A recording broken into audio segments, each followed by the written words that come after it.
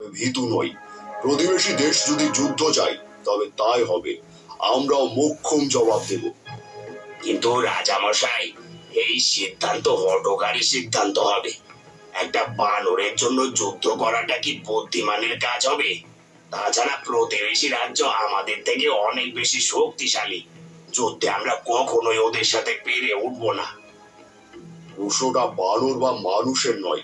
আমি বানরকে আশ্রয় দিয়েছি, তাকে কোনো মতেই কারো হাতে তুলে দেব না। তবে তোমার কথা ঠিক, প্রতিবেশী রাজ্য অনেক বেশি শক্তিশালী। আমাদের কোনো একটা উপায় বের করতে।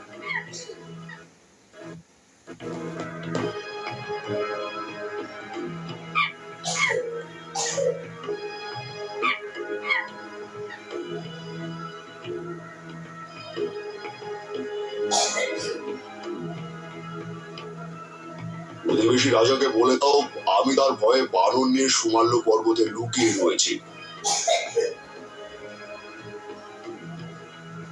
যা বললাম করো, এখন কোনো প্রশ্ন করো না, এর উত্তর পরে দেব।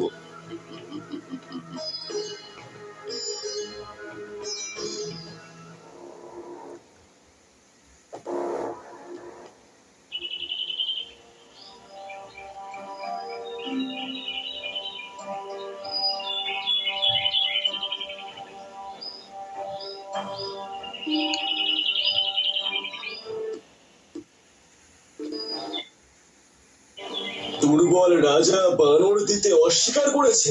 ওই কাপুরুষের এত বড় স্পর্ধা যে ভেবেছে সুমাল্য পর্বতে লুকিয়ে থেকে আমার